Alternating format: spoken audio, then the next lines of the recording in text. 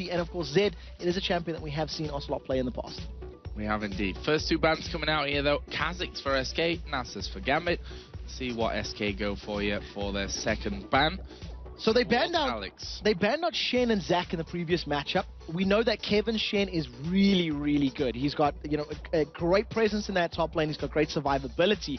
And you can see right now they're banning out Zac this time around. Previously, their second ban was Shen. So they're trying to force Gambit's hand. And I think their first pick may be Shen if it slips through. Well, let's see. Twisted Fate taken out. Bad flashbacks that Gambit have to that Ocelot Twisted Fate from week 9 of the European LCS. So that's not going to be involved this time around. Let's see what SK spend their third ban on. They could think about Thresh. They could think about Zed. They could even think about Elise. You know, it was another pretty influential champion from Darren. He pulled a lot of people away, and he landed some very good cocoons in the previous matchup. And actually, they're going to ban Shen away. So they've got something else in mind, but that means all of the champions we've just mentioned, they're still available. Yeah, Rumble going to be the final ban out here from Gambit. And, well, Kevin didn't have the biggest of impacts with Rumble in that last game, but if he does have a good game with Rumble, you can bet your bottom dollar that he will be making an impact on it. So we are going to see that ban out here for Gambit, which means there's a lot open Jarvan for SK. So Jarvan is free if they wanted to lock that in for Hercubot. You have Zed. You know, Twisted Fate was banned out. You still have Kale. So Varus is there. Thresh is there. The world is SK's oyster, and they need to decide what they want to pick. What do they value the most? And in actual fact, it's going to be Elise. So this could be support Elise, which is something we've been seeing Nif do many, many times in the past. Oh, and Diamond's taking it away. That's such typical Gambit style, right? We leave Jarvan open for you, but you pick Elise, bam, Jarvan. Insta-lock there for Diamond, and also the Thresh. So, Thresh with Edward, the Thresh Prince. I don't agree with it. We'll see how it works. He's an impact play with that Thresh. If he lands his abilities half as effectively as he did his crescendos, that single pick could seal the deal. Yeah. You know, they could pretty much run away with it. Now when you can't, you know, add into the fact that Genji's going to want to play Misfortune most likely again, you add the box in there, you add Cataclysm in there, and you put Bullet Time on top of it, that's arguably even more effective than a crescendo. Yeah, I would agree with you with that one as well. SK Gaming then, what are they going to be picking up? You know, the jungle's kind of free roller right now. They could lock this one in here and, you know, prioritize more like the mid lane for later on. And it looks like they will get that jungler in with Nautilus again. So SK are going to decide who they want to run as the AD carry. They had Varus in the previous matchup. They can make a decision to run maybe something like Ashe. That is what they ran a little while ago as well as far as the AD carries are concerned. And as we've mentioned, you know, Zed was let through. It slipped through. They don't want it going over to Alex. So instead, Ocelot has decided to lock that in for himself. So that could be Kevin taking it. That could also be Ocelot in the mid lane. They haven't revealed it 100%. I'm fairly confident that that will be Nif on support Elise. Yeah, I think so too as well. I mean, we've seen it from him in the previous weeks as well. So we'd bet on that one for sure. Let's see what Gambit will go for now. Then you see Alex scratching his chin, which usually means deep in thought. Renekton might be a possibility. We've seen Darren playing Renekton a lot, and in terms of his picks, we said at the beginning it was Renekton, it was Shen, it was Elise. So with the fact that, you know, one is banned, one is picked, that wouldn't surprise me. I also think it would work very well. Diving in with Jarvan, having that sort of dive buddy composition. If it's going to be Malphite being locked in, it'll fill a very similar role. It's going to be that initiating power, going to be diving very, very far forward, and that's a very, very tanky Gambit right now. All of the souls that Thresh is going to be collecting will buff up his armor. Jarvan is naturally beefy and tanky. He's got the built-in shield. Malphite has got that built-in shield as well, and they're just going to help survive all of that burst that Zed's going to be putting down. That indeed. Ezreal being hovered over by Candy Panna, didn't have his greatest of games yesterday. Wow, it's not been that long. Didn't have his greatest games in game number 1 with that Varus, and obviously, well, he can't pick it this time. It's already over with Genja. It looks like he may go for the Ezreal instead. And what else? We already said that we're thinking that this Elise is going to end up being with Nif, so from that, you'd maybe expect the top laner here for Kevin. Yeah, that would be the logical choice here. In this case, what it's going to be, it does mean that Kevin's going to be taking Zed in that top lane, and we'll most likely see Ocelot playing Castellan in the mid lane. It's something we have seen a lot. What I do like about this lineup is they've got a lot of abilities to dodge spells. And I'm not believing it. I'm not believing it. I got baited for a second because I got excited at the idea, but we'll see how this pans out. what you do have from the side of SK Gaming, with the exception of Nautilus, even a little bit of him, they can jump out of abilities. You can use your arcane shift. You can rift walk away, which means you can get out of a cataclysm, which means you can dodge the hooks. And if your reactions are quick enough, you can even dodge those unstoppable forces. So I very much like that combination, and I'm quite happy to see the Renekton being locked in, if this does get locked in, because it is something that we see Darien playing a lot. And it's going to be a pretty interesting matchup in the top lane of that Ninja versus the Crocodile. Yeah, and of course that would leave then Malphite most probably to go into this middle lane to take on Kassadin. It looks like it will be the Renekton coming in here. Gambit, we're still in conversation about that one, but with those that time ticking down, it will be locked in there, and that is Gambit getting things sorted out then. So the composition from Gambit I very much like, because they have 4 champions that are going to be diving in there. Threshka is going to land the hook, he's going to pull himself in. Malphite's going to dive in. Jarvan's going to dive in. Renekton's going to dive in. And Genji's just going to sit there saying, I'm here, guys. Let me hold them in place for you with Chain of Corruption. He's not playing Misfortune, which I feel would have been fantastic in this composition. You know, just lay down that bullet time on top. But because of the mobility of his opponents, he probably wouldn't have hit them all. Yeah, that's the problem in there as well. So we'll see how that Chain of Corruption goes down. Canny Panda going to be picking, as we said, Ezreal this time around. Definitely needs to step things up from game number 1. I think that's no secret, and Canny Panda himself will probably agree with us on that one, that they have to step up as a team here. And we heard it from Ocelot that Gambit are really, there's Gambit A and Gambit B, and Gambit A is a team that you're going to have to sweat and probably bleed to take down in the end. Really hard work. You also have the Gambit who don't turn up super focused and practice as Gambit B, but we're in the semi-finals here. This is Gambit A. When there's something to play for, you can see it in the Gambit playstyle, just how much more focused they are, how much more on point they are with everything that they do. And in that first game, they were looking fantastic. Game number 2, I also like their composition because of the amount of crowd control that they have. If they can get ahead, they have the ability to maintain that lead. The one thing they don't have is the ability to come back, because if Zed and Kassadin start destroying you, there's nothing you're going to do against that. Once you fall behind an assassin team with Zed, with Elise, with Kassadin, it's very, very difficult to stay alive and to bring it back. And the last time we seen the Zed Kassadin combo was actually against Kevin. He was playing Singed, and it was Fnatic that tormented him and destroyed him. And they've got a very similar, you know, let's camp some, let's kill them, let's blow them up instantly and have a 5 versus 4 for the rest of the fight. Well, we are going to get into game 2 then. It's SK taking on Gambit here. Of course, SK switching over to the blue side for this one. Getting that first ban and first pick in, and Gambit on the red side, which has not had the been the luckiest of sides, I think we can say. 100% win rate for the blue side in our semi-final and yesterday's quarter-final. 7 losses if you were on the red side and you were counting. Is this going to be number 8, or will SK break the trend? I'm very excited to see Diamond Prox on Jarvan. He arguably took this away from his opposite number, had the ability to pick a number of champions and decided to play Jarvan instead. So we'll see how this pans out. We obviously know how effective Jarvan can be at those early level ganks, and when combined with the CC of the rest of his lanes, it can add up to some early kills. So we'll see how this pans out. An early pink ward goes down, but SK are well aware of this. Oh, Cocoon has landed here on towards Edward, though. Is he going to be able to escape? Well, he's going to flash away, but now they get Genja. He's going to surely have to go for the similar thing here. Does have that flash. Very, very patient. Didn't use it in the end. No, so he manages to get away with his summoner spells, and very importantly to note, Genja has taken exhaust. So he is afraid of Ocelot or Kevin jumping onto him, and he's going to be relying on that exhaust to probably stay alive in some of these engagements. But we do see that a very early pink ward's actually down, and this may even signal a very, very early dragon if they've gone for all of this additional vision very early on. So we'll see if that actually pans out. Well, we'll see. It's already a good chunk of cash to be putting down in towards 2 pink wards. See how that one all works out. The starts here, Hercubot, as is becoming tradition, been starting down by the golems. We'll see Alex, Genja and Edward sharing the experience of the Wolves. So there's just sharing, you know, just giving everybody the advantages that they can. It does look like the lanes are going to be set up in a traditional sense for the time being. I'd like to see where Genja's going to go. They may decide to try shut down Ocelot's Kassadin, so really, really make his life very, very difficult. Alex may actually even pick up this blue buff and then teleport to the bottom lane to try and CS and go 1v2.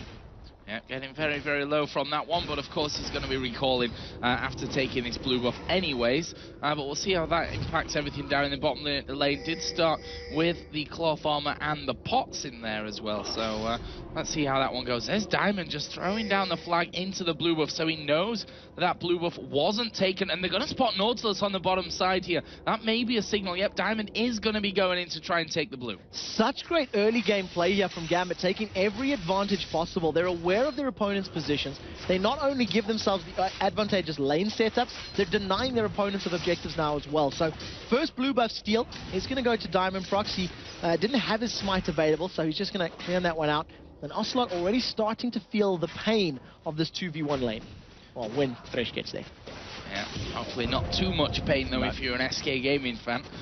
See how well they could shut him down there. Candy Panda and Nif, of course, going to be going up against a blue-buffed Alexich in this bottom lane. But in terms of tactics and a set plan for a level 1, that was just so good from Gambit. Yeah, it doesn't get better than that. They used their vision perfectly. They denied their opponents. And like we said, they've got the advantage right now. So we'll see how Alex does farming up under the tower. And they've caught Ocelot. Yeah, there's the hook coming in on towards Ocelot. He's actually going to flash away, but the Ignite is ticking away. And there's a snipe from Genja. First blood to Gambit. That is a level 2 tower dive from, Genja and Edward, and such a great play. They are number 3 and number 4 as far as KDA was concerned in the spring split. But look at Diamond Prox. He wants blood. He does want blood. He's going to get in here. Does get that slow down on towards Nif. Nice cocoon, but now they focus towards Candy Panda. He, of course, does have already a point in that arcane shift to get away. And look at this. Ocelot back into lane, and not for long.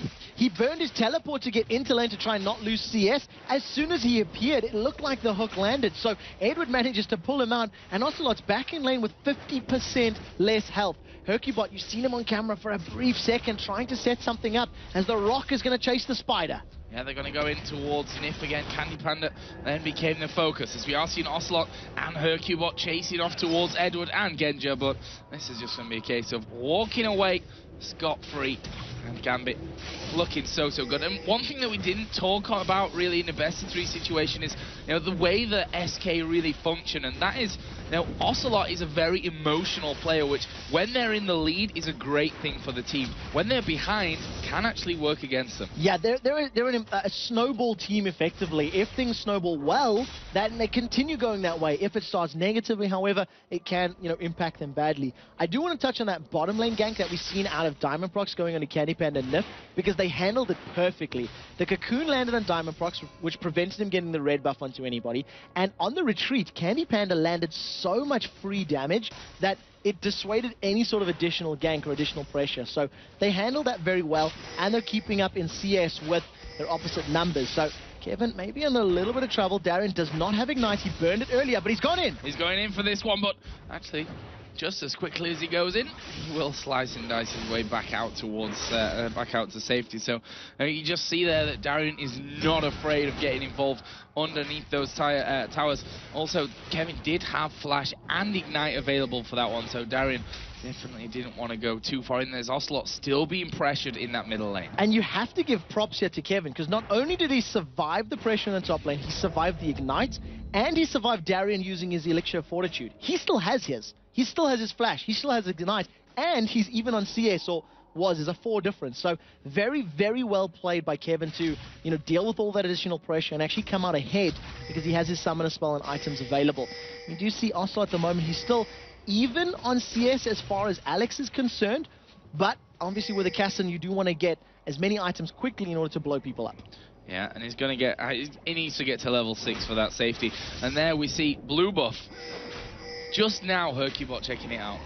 So 6.5 minutes in. 7 minutes on the clock. That means it's going to delay the spawn. What it does mean is they now have the timing on it. So at the very least, they'll be well aware of when it is going to respawn.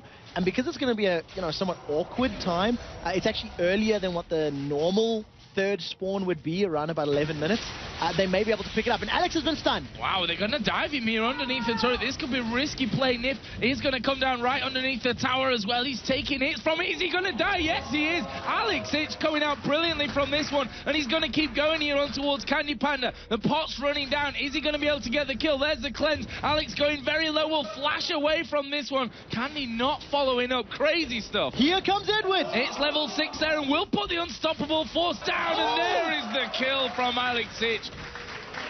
It's not over. Hercubot looks like he's going in the middle. Yeah, Ocelot there trying to put the pressure onto Genja, but he gets slowed up a bit. The question, will Hercubot be able to get him? He's going to flash. There's the chain of corruption put down, but can Genja escape? He's going to be forced to flash away over the wall from this one. And Hercubot, of course, did already use that flash, won't follow in. But Alexic there in that bottom lane, underneath the tower, manages to get around it enough to kill Nif, and then hits level 6 right in time to go straight in onto Candy Panda. Amazing. If anybody doubted Alexic's performances, that is going to quell them. But Darien has been caught out. He may get caught, but Diamond coming into this top lane as well. They're going to focus around on towards Hercubot. He's going very low, and they've got the health to go under the turret, which they will. And Kevin has to flash back away as well. Darien decides, at least for now, not to quite dive in onto him there. Ocelot will be coming up towards his top lane to try and save things, but Darien is chasing down. This could be a problem for him in the long run, but Kevin already got a lot of health back there from those pots. There's a walk down by Darien just to see if he can get in, but he's going to at least take away these minions before they get to tower. A little bit earlier I was talking about Kevin and how well he was doing on CS. Now he is behind and he's being denied even more. Darien's caught him out and I don't know what he's doing. I do not understand that whatsoever, Quick Chop. So Kevin wanted to get back up to tower and try to get in range to at least stay alive, get the experience, maybe get some gold, but he walked right next to Darien. I don't know if he underestimated the range, if he thought he could flash it. You know, it was a very, very questionable move, and it's given Darien his second kill of the game. Gambit are now 5-0 up, 3,000 gold almost at the 9-minute mark, and they're just looking terrifyingly good. At this point of the game, it's not looking like much of a game, is it? Let's be honest. Gambit are putting out a AAA performance at this stage of things, as we are going to be seeing Jarvan maybe getting involved on towards that middle lane. Now we do see as the bottom, you can see Edward moving in there. Unstoppable Force is available. Ocelot forced to riftwalk to safety as the first tower goes down in the top lane. But what I like about the timing from Edwin in that bottom lane, he arrived literally the second that Unstoppable Force was available. So we may actually see Alex going deep again. Instead, he's going to be pulled out and started it with the Dragon. Yep, Dragon kicked off, and Alex pulled in at Lantern, gaining a nice bit of ground for him.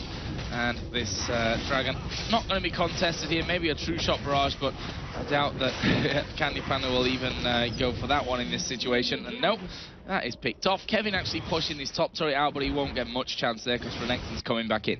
Yeah, so Renekton's going to rejoin the party with a Brutalizer, a Ruby Crystal, as well as that Doran Shield available. Kevin is relying entirely on his positioning here. He has no more tower to fall back to, nor does he have boots to run away. And you can see with that pressure, Edward, he's trying to look for the death sentence and almost catches him. But another hook-throwing man, Hercubot's Nautilus, has snuck up into that top bush. So if Darien does stick around, Deathmark is available for Kevin. They may have enough damage. They're just going to have to see if they decide to go in on this one. Darien looks like he can smell that one a mile away. Tanking up the minions in there as well, so that lane doesn't push right back at them. We are going to see Genji here going for the snipe down towards Ocelot. And Ocelot's had a tough time in things in the middle lane, but he's actually ahead of Alexic in CS at least. Of course, Alex got those 2 kills in that bottom lane, as Darien here does put some damage down on towards Kevin and will slice and dice away from the dredge line. Again, brilliant. So crucial that he managed to get away from that one. Hercubot just throwing it a little bit to the right. He's going to recall, and that means they can't get themselves on the board as far as kills are concerned. So, Darien again manages to get away. That was a 1 versus 2 that he managed to escape. Ocelot is under a little bit of pressure. We've seen a tower dive already. And Edward and Genja putting so much hurt onto him. You see there, just attacking him underneath the tower, taking the Lantern out of the range of the tower as well. They just look so coordinated. And here we go. They are going to go in there. The box down on towards Hercubot. It was Ocelot that they were really aiming for with that one, but they're playing the range perfectly in this one currently. And, well, Ocelot is going to try and back away, and there's the snipe just to stop the recall. Such great play. Edward and Genja just denying so much experience and so much abilities. We see in the top lane, Kevin is feeling in Diamondprox, wants to steal away the blue buff. It is just respawn as we were talking about, but they've jumped onto Hercubot instead. Yeah, going to get the knock up here as well from Jarvan, and Hercubot not going to escape this one. Did use Cataclysm in the end. There's a hook through the wall. Nif is in all kinds of trouble. The chain of corruption landed as well. And we talked about Gambit not having the best performances at the end of the week, but they've been boot camping. They should have been doing that for 11 weeks already. Nif makes the mistake of trying to get vision, and he is sentenced to death there by Gambit. That's the 7th kill on the board. Such great play. Gambit are everywhere. They are taking buffs, they are pushing towers, they are taking dragons, they are picking up kills. There is nothing that they are doing that you can criticize right now. Now we see Ocelot, he may even be caught up. The silences on Edward. Is he going to get the death sentence? The catch is Kevin. No, but we are going to see Ocelot actually going in there anyway. Kevin is down to about half, as well as we are going to see Edward just walk away from this one. In the meantime, Genja is sniping here from underneath the turret. MOHGabot tries to come into cover, and Ocelot almost died from that one. Darian coming in now around the side, maybe a little bit too much, a bit too deep here for Darian, but he is the crocodile after all. The slow out of Genja will stop them chasing. Cannot believe he managed to get away in that particular setup. And you see in the bottom lane, Ezreal was able to take down that bottom tower. Take a look at his build as well. He's picked up the Spirit of the Elder Lizard. That's a teleport down. They want Darian. They want Darian, but with what damage do they want Darian? Ocelot has right now really gotten on to her right home about, and Darian may turn around. In fact, he will. Ocelot will rift walk away from that one. Incredible game. So well played from Gambit. They do lose that tower in the bottom lane. And as I was mentioning, that Elder of the Spirit Lizard, it's something that we see out of Ezreal's when they tend to build that is it Iceborne Gauntlets, and go for that really harassy, pokey, annoying control build. So we'll see how well Candy Panic can itemize towards that, because he is so far behind in comparison with the rest of the Gambit team. If we can have a look at the gold, we'll see exactly what those numbers are, because it's 7,000 gold right now between them. He's 1,300 behind. That's a sheen difference, which is what he's most likely going to pick up as his next item. Yeah, Alexic also around about 2,000 or 1,500 gold ahead right now, as we are going to see Ocelot going low there in the middle lane once again. And to be honest, Genja, with his piercing arrows, has been so good. He's hit a lot more than he's missed, that's for sure. And he's caused so many problems to Ocelot just with them alone. And thanks to the positioning and the kills that he has, he's even got that blue buff now. So he's been spamming them out even more. 126 CS, he's keeping up with his opponents, in addition to the amount of poke that he's putting down. And Edward, knowing that they've got such good position, he actually starts off the red buff himself, and it's going to be given away. True Shot Barrage goes down. It looks like Candy Panic stole that. They may actually want to pick this fight. Yeah, stole in terms of secured his own buff there, because of course that's Gambit inside of the SK jungle. Edward, as a support, just wandering around in that side of his opponent's jungle and taking that one away. And it's not looking good. 7-0 in kills, 2-1 in turrets. Alex is now pushing this bottom lane out. Let's have a look at the turret itself, see how much health it's got. Well, it's not taking too much damage, and there's not much of a wave here with Alex. That'll be fixed here momentarily as the next one starts to come in. He does, he is, I should say, almost up towards that Sunfire Cape at this point. Got the Ninja Tabby in here as Darian is going to go on towards Kevin. Pops the ultimate here. Will Kevin be able to escape? He's 2 levels lower than what Darian is. Uses his flash again. So it does manage to force him out of the lane. Darian's picking a fight, but it's not over yet as Kevin just gets dunked on. Well, they thought it was all over, and it was. And that bottom turret is going to die as well. We've got the Alexic, the Malphite in that bottom lane. He's going to be taking that outer turret, as I mentioned earlier on. We can see Candy Panda here getting whatever he can from his own jungle before it gets taken by Gambit. There's absolutely nothing that SK can do right now. It's something that we said, if they get ahead, it's going to be difficult, because they have an assassin comp.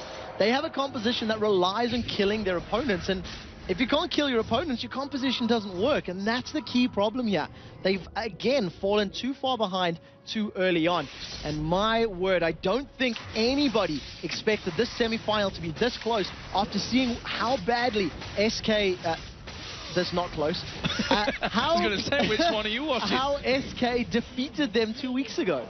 Yeah. This one-sided, it's just a complete stomp here for Gambit. Well, that's the interesting thing about it as well, and Alex mentioned that in the pre-game interview, that whenever these two teams seem to meet, they're one-sided affairs in whichever way. Obviously, SK have only beat them 1 out of 12 games that they've played with that 11-0 run that Gambit were on.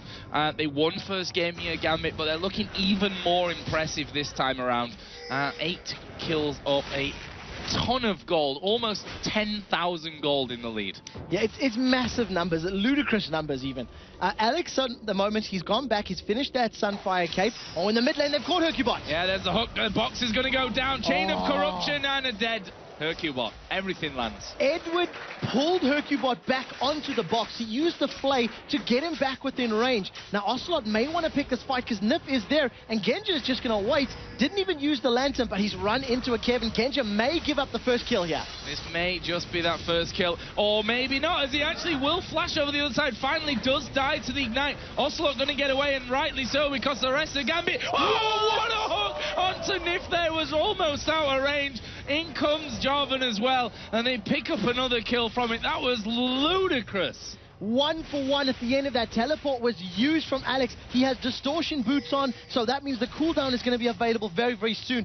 Genja was caught out. It's the first kill of the game, and it does go to Kevin, who has been struggling in that top lane. He is 70 CS behind his opponent. Now we see Darren. He's caught Ocelot, and look at that damage. What does caught mean at the end of the day when you're this fed, though? Darren only just now down to half HP as he flashes over the wall and probably laughs at his opponent. Sniff being tracked down here by Alex. Are they going to keep going? Diamond is at the backside. Alex is going to have to flash away. Candy Panda goes in. There's the ultimate coming out of Hercubot as Alex does finally die in the end there, but I'm not sure that Hercubot's going to escape. Candy Panda on the bottom side of things was very, very low as he hooks himself over onto the terrain, but here comes Jarvan. Knock up lands. Darian is there as well. It's Diamond that gets the kill, and that will be a 12-2 lead for Gambit.